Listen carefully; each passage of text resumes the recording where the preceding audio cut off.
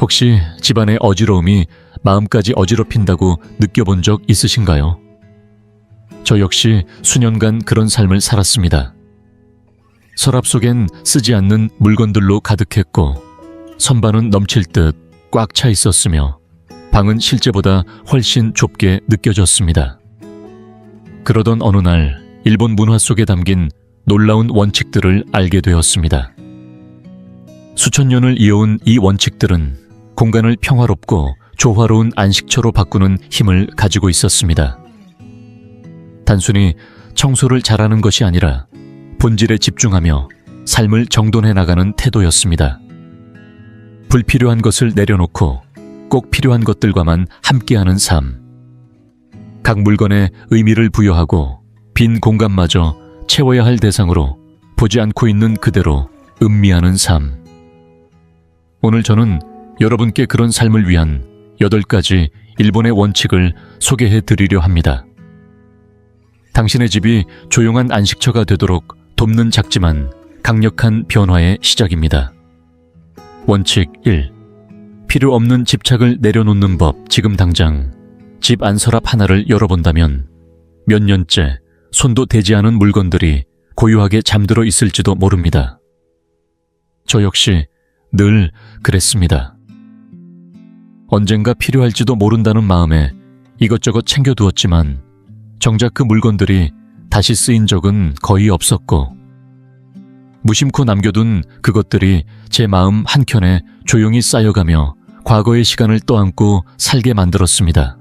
서울 강북구의 오래된 아파트에서 살던 시절 제 방은 점점 물건으로 가득 차기 시작했는데 그때는 단순히 공간이 좁아진다고만 느꼈지 그 물건들이 제 정신까지도 억누르고 있다는 사실은 전혀 깨닫지 못했습니다. 그러던 중 우연히 일본의 정리 철학을 접하게 되었고 그곳에서는 물건은 잠시 머무는 손님이라는 말이 인상 깊게 다가왔습니다. 그들은 물건이 자신의 역할을 다한 뒤에는 감사함을 전하고 조용히 떠나보내는 것을 삶의 일부로 여깁니다. 언뜻 들으면 단순한 정리 방법 같지만 사실 그 안에는 집착을 내려놓는 법이라는 더 깊은 마음가짐이 담겨 있습니다. 우리 대부분은 무언가를 버릴 때 그것이 아깝거나 언젠가 쓸 수 있을 것 같아서 망설이곤 하지만 그렇게 쌓인 물건은 결국 집의 공간만이 아니라 우리의 감정 공간까지 차지하게 됩니다. 물리적으로는 서랍 하나를 채우는 일이지만 그 안에 얽힌 추억과 감정이 우리 마음속에 보이지 않는 무게로 남게 되는 것이죠.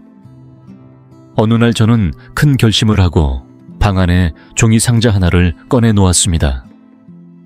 그리고는 서랍 깊숙한 곳에 있던 물건들을 하나하나 꺼내보기 시작했습니다. 처음엔 괜찮았지만 곧 묘한 복잡함이 밀려왔습니다. 오래된 편지, 한 번도 입지 않은 옷, 금이 간 장식품, 15년 전 친구와 본 영화표까지. 그것들은 단지 낡은 물건이 아니라 저에게는 지나간 시간과 감정의 조각이었기에 쉽게 손에서 놓을 수 없었습니다. 하지만 그 순간 일본 사람들이 실천하는 한 가지 방법이 떠올랐습니다. 물건을 버리기 전에 손에 쥐고 이렇게 말하는 것입니다. 그동안 내 곁에 있어줘서 고마워. 그렇게 감사의 마음을 담아 손을 놓는 순간 이상하게도 제 마음도 함께 가벼워졌습니다.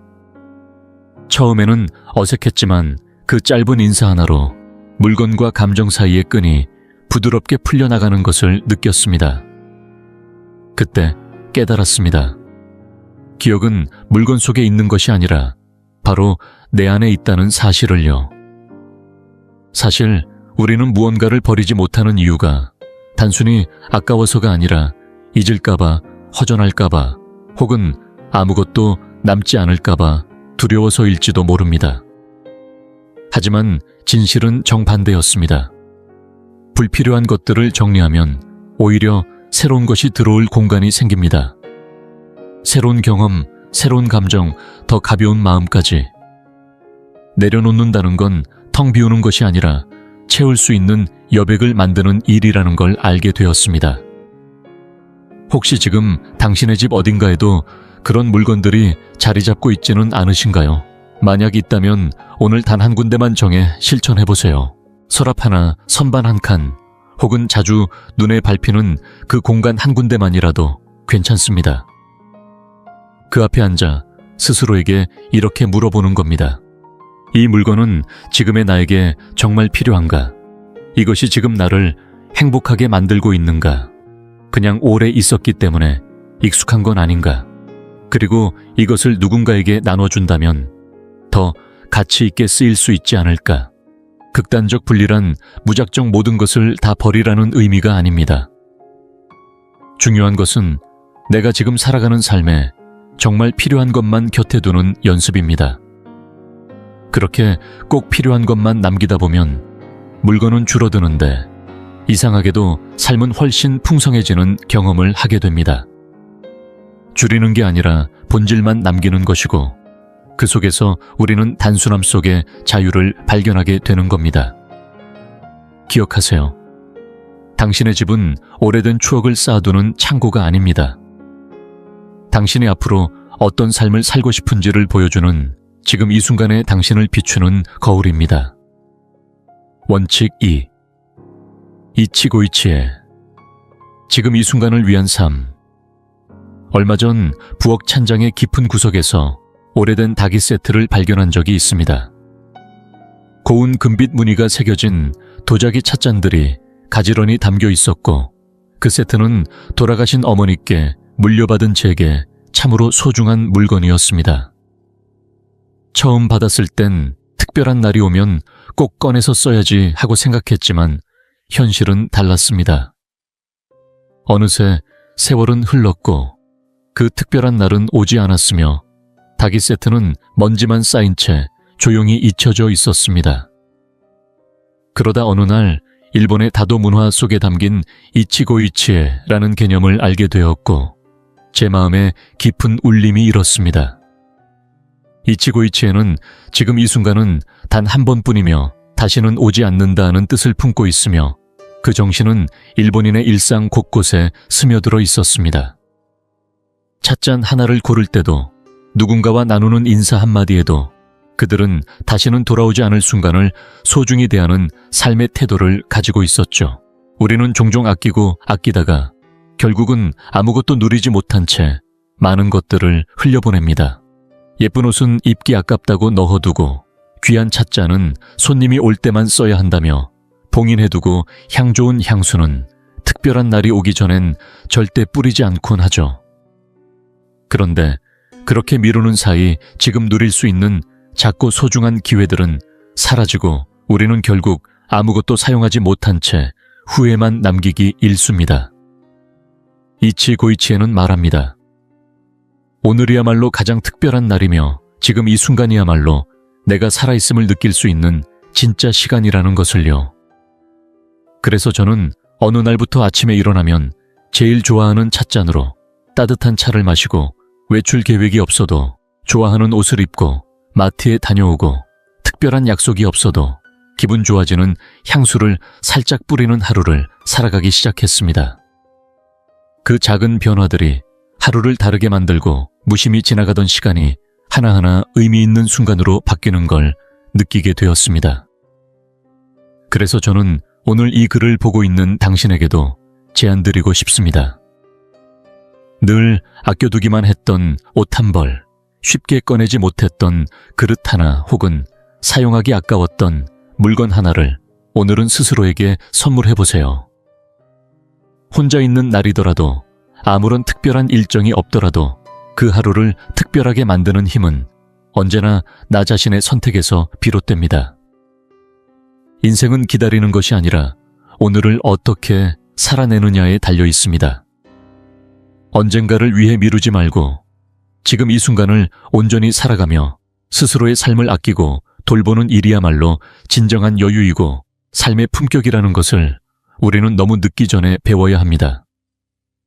지금 당신의 곁에 있는 것들을 사랑하고 오늘의 시간을 아낌없이 누리세요. 그리고 매일을 단 한 번뿐인 선물처럼 받아들이며 살아가세요. 그 순간들이 쌓일 때 비로소 우리는 후회 없이 살았다고 말할 수 있는 날을 맞이할 수 있을 것입니다. 원칙 3. 가구를 줄이면 공간이 살아납니다. 몇 해 전 경기도 양평에 사는 지인의 집에 초대받아 간 적이 있습니다. 처음 거실에 들어선 순간 저는 말없이 감탄할 수밖에 없었습니다. 바닥에는 쿠션 몇 개가 가지런히 놓여 있었고 중앙에는 낮고 간결한 탁자 하나, 벽에는 문이 닫힌 붙박이장이 전부였습니다. 복잡한 장식도 잡다한 수납장도 시선을 어지럽히는 장식품도 없었습니다. 그런데 이상하게도 그 공간은 공허하거나 허전한 느낌이 전혀 없었습니다. 오히려 고요하고 정돈된 분위기 속에 따뜻한 여유가 감돌았고 저는 그 단순함이 만들어내는 조화로움에 깊은 인상을 받았습니다. 일본의 전통 가옥에서도 흔히 볼 수 있는 이런 공간 구성은 비어있음을 결핍으로 보지 않고 오히려 호흡할 수 있는 여유, 움직일 수 있는 자유, 그리고 시선과 마음이 쉬어갈 수 있는 틈으로 받아들이는 철학에서 비롯된 것입니다. 그들은 가구를 줄이는 것이 단지 미니멀한 외형을 추구하는 일이 아니라 매 순간 더 집중하며 살아가기 위한 환경을 만드는 과정이라 말합니다. 반면 많은 한국 가정에서는 공간이 생기면 무엇인가를 채워야 한다는 생각에 익숙해져 있습니다. 수납이 부족할까봐, 어딘가 허전해 보일까봐, 혹은 그냥 있으면 좋을 것 같아서 책장, 서랍장, 진열장을 하나둘씩 들이게 되죠. 그렇게 채워진 공간은 처음엔 안정감을 주는 듯하지만 시간이 지날수록 오히려 우리의 움직임을 방해하고 시야를 어지럽히며 어느새 무겁고 막힌 느낌을 남기게 됩니다. 저도 예외는 아니었습니다. 정리를 결심하고 집안을 둘러보니 생각보다 많은 가구들이 단지 있어서 있는 것에 불과하다는 걸 알게 되었습니다. 거실 구석에 있는 대형 책장은 먼지만 쌓인 채 거의 손이 가지 않았고 소파 옆에 작은 협탁은 뭘 올려두기에도 애매했으며 안방의 서랍장은 절반 이상이 오래된 물건으로 채워져 있었지만 그 안에 뭐가 있는지도 기억나지 않았습니다. 그래서 저는 하나하나 가구를 살펴보며 이게 정말 필요한가? 라는 질문을 던지기 시작했습니다. 그렇게 고민 끝에 용도를 잃은 가구는 과감히 정리하고 쓸모 있는 것만 남긴 채 재배치하니 놀라운 변화가 찾아왔습니다. 집안의 공기가 달라졌고 숨통이 트이는 듯한 가벼움이 느껴졌으며 무엇보다 정리된 공간 안에서 마음이 더 평온해졌습니다. 이 원칙은 무조건 다 없애고 바닥에 앉아 살라는 뜻이 아닙니다. 우리에게 익숙한 가구 문화를 부정하는 것이 아니라 각 물건이 제자리에 있으면서도 왜 필요한가에 대한 분명한 이유를 갖도록 하자는 제안입니다. 일본에서는 보통 다용도 가구를 선호하는데 이는 간결한 선을 가지고 있고 쉽게 옮길 수 있어 공간 활용을 더욱 유연하게 만들어줍니다. 필요에 따라 앉는 자리가 되고 때론 수납 공간이 되며 공간의 흐름을 방해하지 않고 자연스럽게 스며드는 가구들이죠. 집도 마찬가지입니다. 공간이 언제든 변화할 수 있도록 유연하게 구성되어야 삶도 덜 답답해집니다. 당장 집안을 완전히 바꾸는 것이 부담스럽다면 아주 작은 시도부터 해보셔도 좋습니다. 쓰임새 없이 자리만 차지하는 가구가 있다면 잠시 다른 공간에 치워보세요.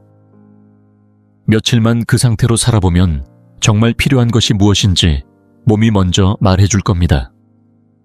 혹은 처음부터 다 버리기 어렵다면 덜 복잡한 가구, 더 다용도로 쓸 수 있는 가구, 쉽게 움직일 수 있는 가구부터 하나씩 바꿔보는 것도 좋은 방법입니다. 중요한 건 모든 공간을 가득 채우지 않아도 된다는 걸 깨닫는 것입니다. 공간이 비어있다는 건 결핍이 아니라 가능성을 품고 있다는 뜻이며 여백이 주는 자유는 생각보다 훨씬 더 큰 행복으로 이어질 수 있습니다. 원칙 4. 흐름이 살아있는 집이 마음도 편안하게 만듭니다. 혹시 이런 경험 있으신가요?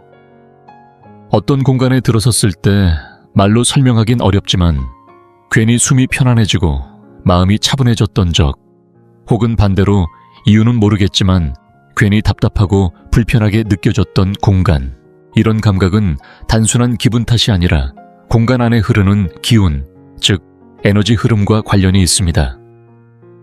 저는 이 원리를 처음 서울 서촌의 한 작은 찻집에서 몸소 느꼈습니다. 들어서자마자 나무 향과 햇살 조용한 배치가 어우러지며 머릿속이 맑아지는 느낌이 들었거든요. 일본의 전통적인 공간 철학에서는 이러한 에너지의 흐름을 매우 중요하게 여깁니다. 단지 인테리어의 미학을 넘어 공간이 어떻게 배치되느냐에 따라 우리의 기분 사고방식, 심지어 건강까지 영향을 받을 수 있다고 보는 거죠. 특히 어수선하게 어질러진 구조는 에너지의 흐름을 가로막고 무의식적으로 우리 마음속에 혼란이라는 감각을 만들어낸다고 말합니다. 그 중에서도 가장 대표적인 개념이 바로 현관입니다. 일본 전통 가옥에서는 집 안으로 들어가기 전 신발을 벗는 작은 공간이 반드시 존재하는데, 단순히 흙과 먼지를 막기 위함만이 아니라 바깥 세상의 번잡함과 집안의 평온함 사이에 경계선을 긋는 상징적인 역할을 합니다. 저 역시 이 원리를 알고 난 뒤부터는 현관을 단순한 입구가 아닌 하루의 감정과 분위기를 환기시키는 심리적 출입문으로 생각하게 되었습니다. 집에 들어올 때 현관이 어질러져 있으면 이상하게도 하루의 피로가 집 안으로 그대로 따라 들어오는 듯했고, 반대로 현관이 정돈되어 있으면 그 순간부터 몸이 느슨해지고 마음도 편안해지더군요. 하지만 에너지 흐름은 현관만의 문제가 아닙니다. 집안의 모든 공간, 모든 통로, 그리고 눈에 잘 띄지 않는 모서리까지도 그 흐름을 방해하거나 도와줄 수 있습니다. 가장 먼저 신경 써야 할 부분은 복도나 문 사이 통로입니다. 생각보다 많은 집에서 이 구간이 상자 신문지, 더미 낯선 가구들로 막혀 있는 경우가 많습니다. 움직임이 막히는 곳에서는 기운도 막히고 결국 답답함으로 이어집니다. 다음으로는 자연광입니다. 창가에 무거운 커튼이나 불필요한 장식이 걸려 있다면 햇살이 제대로 들어오지 못하고 그만큼 공간이 답답해지고 분위기까지 가라앉게 됩니다. 가능한 한 커튼은 가볍고 얇은 재질로 바꾸고 창문 앞 공간은 최대한 비워두어 빛이 집안을 자유롭게 흐르게 하는 것이 좋습니다. 또 하나 중요한 곳이 바로 모서리입니다. 많은 분들이 모서리에 정체 모를 물건이나 장식들을 쌓아두곤 하는데, 이곳은 기운이 뭉치는 지점인 만큼 특히 깨끗하게 비워두는 것이 좋습니다. 만약 장식을 한다면 너무 복잡한 소품보다는 작은 화분이나 특별한 의미를 담은 하나의 물건처럼 간결하고 조화로운 요소가 더 어울립니다. 그리고 마지막으로 꼭 실천했으면 하는 습관이 바로 환기입니다. 겨울이라고 해서 창문을 꼭 닫아둘 필요는 없습니다. 매일 5분만이라도 창문을 열고 신선한 바깥 공기를 들이면 머릿속이 개운해질 뿐 아니라 집 안 전체의 에너지가 새로워지는 느낌을 받을 수 있습니다. 정체된 공기는 생각보다 훨씬 더 무겁고 그 무게가 우리 기분에까지 영향을 주니까요. 이 모든 실천의 핵심은 결국 하나입니다. 정리는 단지 보기 좋게 하기 위한 일이 아니라 우리 몸과 마음이 쉴 수 있는 흐름을 만들어주는 일이라는 것. 처음엔 어렵게 느껴질 수도 있지만 하루에 단 5분이라도 특정 공간을 정돈하고 햇빛을 들이고 바람을 불어넣고 불필요한 물건 하나를 줄이는 것만으로도 그 변화는 바로 체감됩니다. 저 역시 이런 실천을 시작한 이후 집안의 공기부터가 달라졌고 하루하루를 훨씬 더 가볍게 살아가게 되었습니다.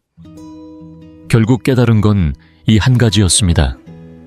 공간이 흐르면 나도 함께 흐르게 된다는 것. 집이 숨을 쉬면 내 마음도 함께 살아난다는 것. 원칙 5. 의무가 아닌 의식으로서의 청소한 때는 집안 청소가 끝도 없는 반복처럼 느껴졌습니다. 하루 종일 쓸고 닦고 설거지를 마쳐도 다음 날이면 또다시 처음으로 돌아가는 기분이었죠. 그렇게 며칠이고 몇 주이고 청소라는 일에 갇혀 사는 듯 했습니다.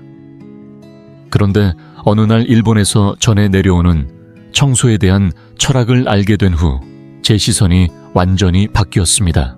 일본에서는 청소를 단순한 집안일로 여기지 않습니다.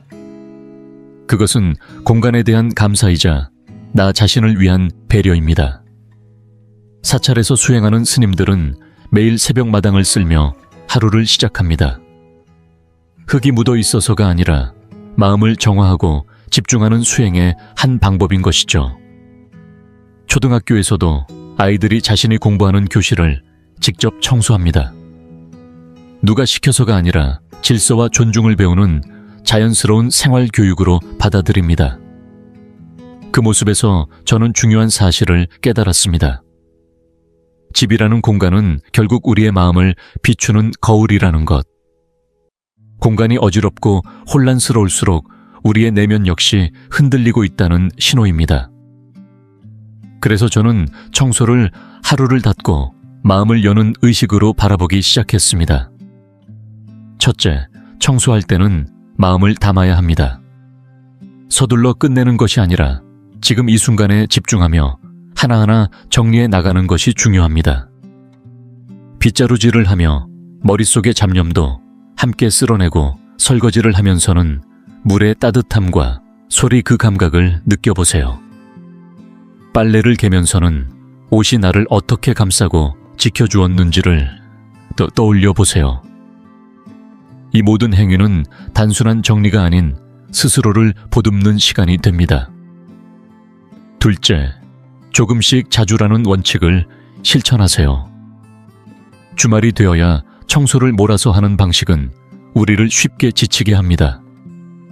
오히려 하루에 5분 특정 공간 하나만 정돈해도 그 평온함은 집 전체로 퍼져나갑니다. 일본의 소지 사오추, 철학처럼 꾸준함이야말로 가장 확실한 방법입니다. 셋째, 자연 그대로의 재료로 청소해보세요. 시중에 넘쳐나는 강한 화학 제품 대신 식초나 베이킹소다, 천연오일을 활용해보세요.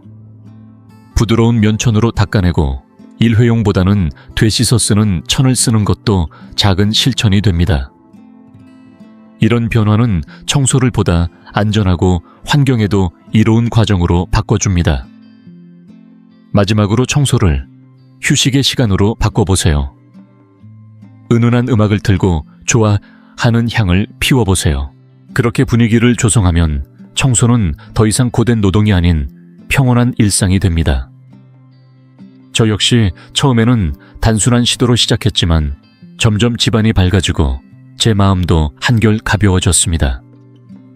정리는 먼지를 치우는 일이 아니라 삶의 에너지를 다시 불어넣는 시간입니다. 공간이 정돈되면 마음도 흐릅니다. 내일의 나를 위한 이 작은 의식이 곧 삶의 질서를 지켜주는 큰 힘이 된다는 사실을 잊지 마세요. 원칙 6. 목적 있는 소비 물건이 아닌 가치를 들이다. 예전엔 나도 그랬습니다. 시장을 보다가 세일이라는 글자가 눈에 띄면 망설임 없이 장바구니에 담았고 예쁜 접시를 보면 나중에 쓰겠지 하며 하나둘 사들였습니다. 그렇게 모인 물건들이 어느새 집안을 가득 채우고 정작 중요한 공간과 마음의 여유는 점점 사라지고 있었지요. 그런데 어느 날 일본식 절제 소비 철학을 접하면서 삶의 무게가 달라지기 시작했습니다. 일본 사람들은 소비를 감정의 분출로 여기지 않습니다. 그들에게 쇼핑은 단순한 물건 구매가 아니라 자신과 삶에 대한 신중한 선택입니다. 불필요한 것을 쌓아두는 대신 진심으로 삶의 가치를 더해주는 것만 곁에 둡니다. 이 철학은 아주 단순한 문장에서 시작됩니다. 더 많이 사지 말고 더 잘 살아. 품질을 우선하고 오래도록 함께할 수 있는 물건을 선택하는 것입니다.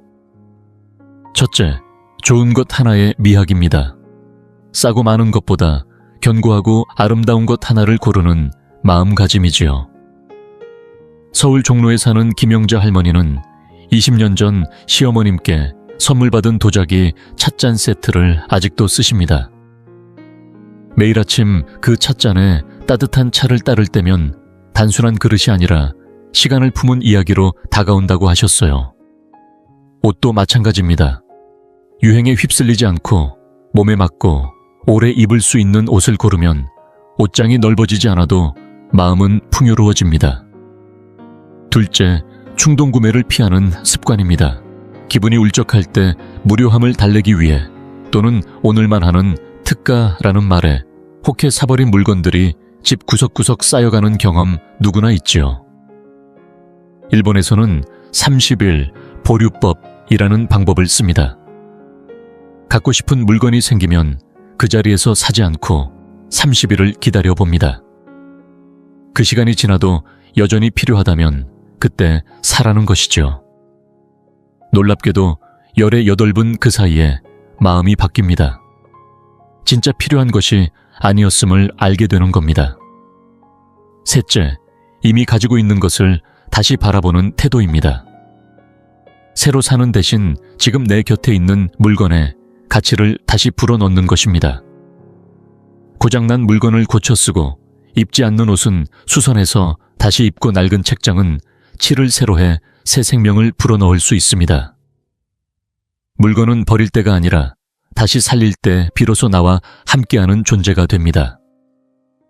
넷째, 소유를 줄이면 삶이 가벼워집니다. 물건 하나하나는 공간만 차지하는 것이 아닙니다. 우리 마음속에도 조용한 부담을 줍니다. 입지 않는 옷으로 가득한 옷장은 매일 아침의 선택을 피곤하게 하고 쓰지 않는 주방기구는 설거지할 때마다 짜증을 유발합니다. 이걸 왜 샀을까? 라는 생각은 곧 나는 왜 이걸 버리지 못할까? 라는 자책으로 이어지기도 하죠.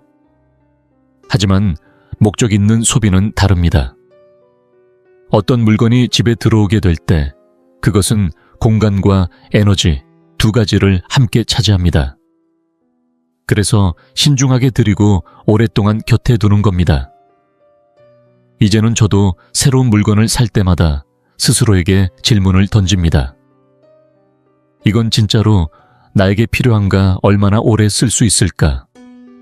내 공간과 마음에 어떤 변화를 줄까? 그런 물건만 곁에 두다 보니 제 집은 물건이 많은 집이 아닌 이야기가 담긴 집이 되었습니다. 기억하세요. 소비는 단순한 지출이 아닙니다. 나의 삶을 채우는 선택입니다. 물건 하나하나가 나를 대신해 말을 겁니다. 이 집의 주인은 어떤 삶을 살고 싶은 사람인가요? 그 대답을 담을 수 있는 물건만 곁에 두세요. 그것이 진짜 목적 있는 소비입니다. 원칙 7. 모타이나이 버려짐 없는 삶의 미학 물건 하나.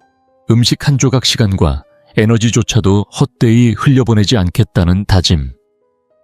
이것이 바로 일본의 오래된 철학 모타이나이 정신입니다. 이 말 속에는 단순한 절약이라는 개념을 넘어선 삶을 대하는 깊은 태도가 담겨 있습니다. 처음 이 말을 접했을 때 저는 제 삶을 다시 돌아보게 되었습니다. 쓰지 않으면서도 쌓아둔 물건들, 무심코 버리던 음식들, 바쁘다는 핑계로 흘려보낸 시간들. 그 모든 순간이 저에게는 모타이나이한 순간이었던 겁니다. 이 정신은 우리에게 이렇게 묻습니다. 정말 더 필요한가? 아직 쓸 수 있지 않은가? 이걸 다시 살리는 방법은 없을까? 첫째, 물건을 다시 쓰고 다시 살리는 습관입니다. 일본에서는 재활용을 단지 플라스틱이나 종이를 나누는 수준으로 보지 않습니다. 그보다는 각 물건이 가진 수명을 최대한 존중하고 창의적으로 되살리는데 초점이 맞춰져 있습니다.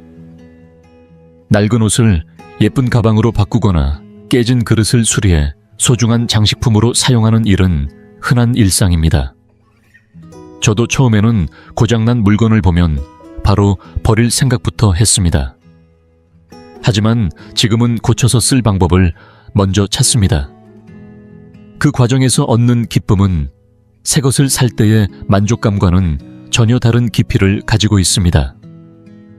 둘째, 음식물 낭비를 줄이는 태도입니다. 일본 가정에서는 식재료 하나하나를 소중히 여깁니다. 특히 쌀 한 톨 채소 껍질 하나에도 감사함을 느낍니다. 저는 예전에는 종종 음식을 넉넉히 만들다가 남기고는 미련 없이 버리곤 했습니다. 하지만 모타이나이라는 생각을 가진 후로는 식재료를 계획적으로 사고 남은 재료로 다시 국물을 내거나 볶음 요리를 만들어 먹습니다. 껍질도 삶아서 다시 이용하고 남은 반찬은 새로운 요리로 탈바꿈시킵니다. 그렇게 식탁 위의 작은 실천들이 제 삶을 풍요롭게 만들고 있습니다. 셋째, 고치고 나누는 문화입니다. 예전 같았으면 버튼이 떨어진 옷을 바로 버렸겠지만 지금은 바느질로 다시 살립니다. 삐걱거리는 의자는 손보고 헐거워진 손잡이는 다시 조여 사용합니다. 처음에는 번거롭고 귀찮을 수도 있습니다. 하지만 이 과정을 통해 우리는 물건에 더 큰 애정을 느끼게 됩니다. 고쳐 쓸 수 있는 물건을 끝까지 책임지는 마음, 그것이야말로 진짜 풍요로움 아닐까요? 넷째, 지금 가진 것에 감사하고 즐기는 삶의 자세입니다. 많은 사람들이 더 나은 삶을 위해 더 많이 가지려고 합니다. 그러나 모타이나이는 우리에게 말합니다. 더 갖기보다 지금 가진 것에 감사하라고. 소유물 하나하나에 의미를 부여하고 그것들이 내 곁에 있게 된 이유를 돌아보라고. 저도 이제는 옷장에 있는 낡은 스웨터 하나에도 따뜻한 기억을 떠올리고 오래된 찻잔 하나에도 계절의 변화를 느낍니다. 그것들은 단순한 물건이 아니라 제 삶의 일부가 되어버렸습니다. 모타이나이는 결국 이렇게 말합니다. 아무것도 버려지지 않아야 한다고. 모든 것은 쓸모가 있으며 우리가 그것을 어떻게 대하느냐에 따라 그 가치는 달라진다고. 이 철학은 단지 지구를 지키기 위한 실천을 넘어 우리 마음속 평온을 위한 길이기도 합니다.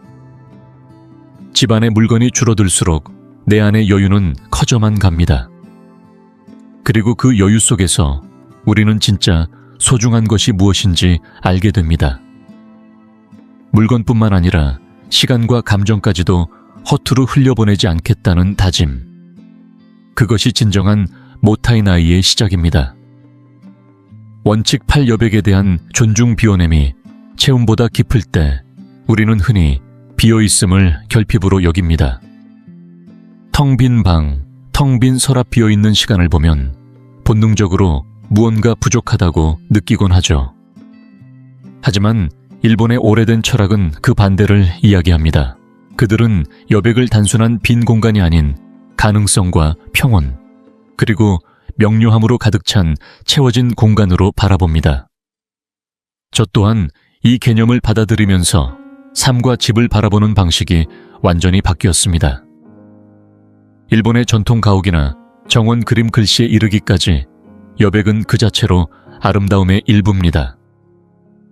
벽 한쪽이 비어있거나 탁자 위에 단 하나의 꽃병만 놓여있는 장면은 오히려 그 꽃병의 존재감을 더욱 깊게 느끼게 해줍니다.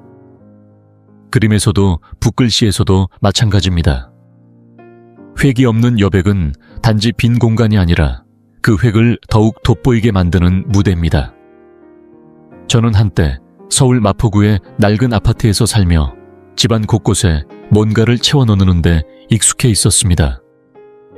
벽에는 사진 액자 선반에는 장식품 바닥에는 가구들이 빼곡히 놓여 있었죠. 그런데 이상하게도 마음은 늘 불안했고 집중도 잘도 되지 않았습니다.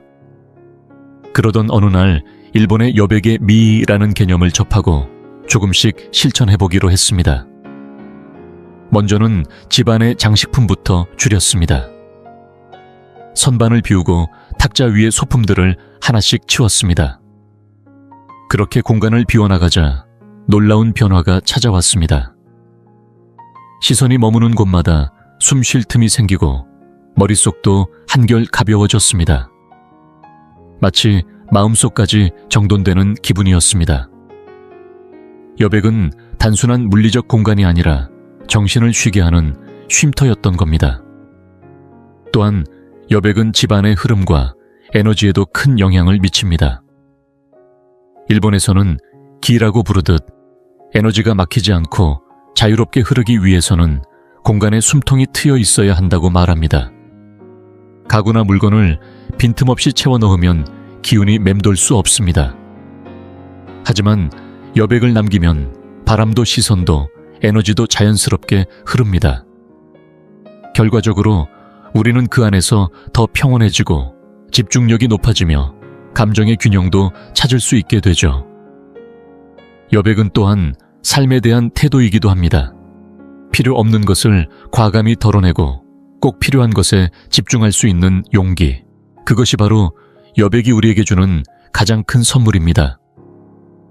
물건이 많다고 풍요로운 게 아니듯 공간이 가득 찼다고 해서 마음이 채워지는 것도 아닙니다.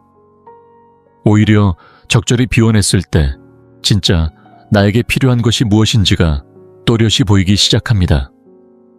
지금의 저는 집안의 빈 벽을 볼 때마다 그 여백이 주는 고요함에 감사하게 됩니다. 거기엔 아무것도 없지만 그 안엔 수많은 가능성과 나만의 여유가 숨쉬고 있습니다. 조용한 방에 앉아 차 한 잔을 마실 때 아무 말 없이 바라보는 텅 빈 공간이 오히려 마음을 꽉 채워줍니다. 여백을 존중한다는 것은 우리 삶에서 정말 소중한 것들이 드러날 수 있는 무대를 마련해 주는 일입니다. 그것은 결코 비어있는 삶이 아니라 중요한 것이 선명해지는 삶입니다. 그리고 바로 그 안에 우리가 진정 바라는 평온과 아름다움이 있습니다. 물건을 비우고 공간을 비워낸다는 것은 단순히 치우는 행위가 아니라 삶을 다시 바라보는 방식이라는 걸 깨닫게 되었습니다. 이 원칙들은 제게 깊은 울림을 주었고 여러분에게도 그러하길 바랍니다. 삶의 공간을 다시 정돈하면서 느낀 가장 큰 변화는 작은 선택들이 우리의 마음과 일상에 얼마나 큰 평온을 가져다 줄 수 있는지였습니다. 불필요한 집착을 내려놓는 극단적 분리부터 시작해 빈 공간을 존중하는 마음까지 이 모든 것은 결국 하나의 진실로 이어집니다. 적게 가질수록 삶은 더 깊어지고 단순함은 곧 평화로 이어진다는 사실입니다. 이 원칙들이 강조하는 바는 완벽한 집을 만드는 것이 아닙니다. 그보다는 나를 돌보고 마음을 맑게 해주는 공간을 만들어가는 데에 있습니다. 청소 한 번, 물건 하나를 고르는 행위조차 마음을 다해 행하면 우리는 그만큼 더 조용하고 안정된 삶에 가까워집니다. 지금 이 순간 여러분의 집과 삶을 돌아보는 계기가 되길 바랍니다. 무엇부터 실천할 수 있을까요? 쌓여있는 물건을 줄이는 것일 수도 있고 오래된 물건의 의미를 되새겨보는 것일 수도 있습니다. 혹은 집 안 한 켠에 여백을 허용해보는 것일 수도 있겠지요. 중요한 건 불필요한 것의 무게에서 벗어나 조화로운 공간을 향해 한 걸음 내딛는 일입니다. 정돈된 집은 곧 정돈된 마음이라는 말처럼 오늘부터 우리가 함께 걸어갈 이 여정은 결코 거창하거나 어렵지 않습니다. 진정 중요한 것이 무엇인지 조용히 되새겨보며 그 가치를 위한 공간을 만들어 가시길 바랍니다. 오늘 이 영상이 도움이 되셨다면 좋아요와 구독을 눌러주시고 이 원칙들이 필요할 누군가와 함께 나누어 주시길 부탁드립니다. 다음 영상에서도 더 깊고 따뜻한 삶의 길을 함께 찾아가겠습니다.